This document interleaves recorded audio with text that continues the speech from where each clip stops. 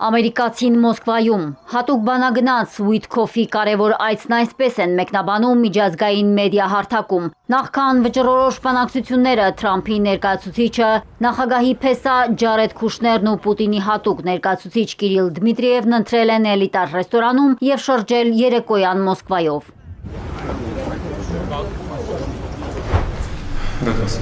Կրեմլի սրահներից մեկում արդեն սեղանի շուրջ են հավաքվել ամերիկյան կողմից Ուիտքոֆն ու Քուշները, ռուսական կողմից Պուտինը, Ուշակովը եւ Դմիտրիևը, իհարկե յուրաքանչյուր կողմն իր թարգմանչի հետ։ Պուտինը նախ մտերմիկ զրուցել է բարձրաստիճան հյուրերի հետ, հետաքրքրվել մայրաքաղաքում նրանց զբոսանքով։ Ուիտքոֆը հիացած է։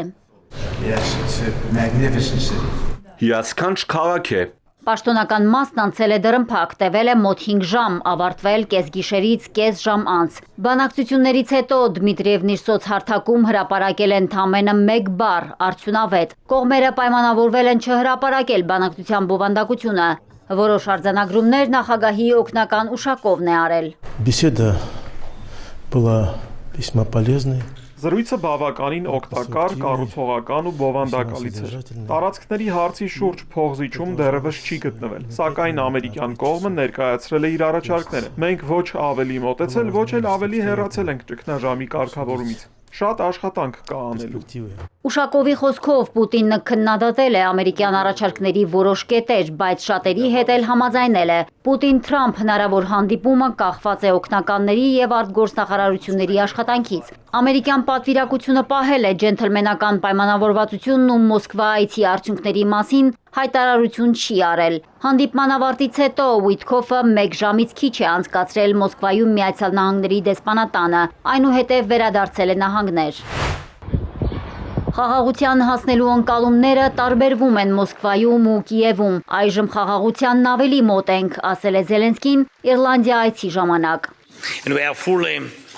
Ակտիվացնում ենք մեր ջանքերը եւ մեր պատվիրակությունը սպասում է հետագա բանակցություններին։ Հիմա ավելի մոտ ենք խաղաղությանը, քան երբևէ։ Կա հնարավորություն, պետք է օգտվենք այդ հնարավորությունից։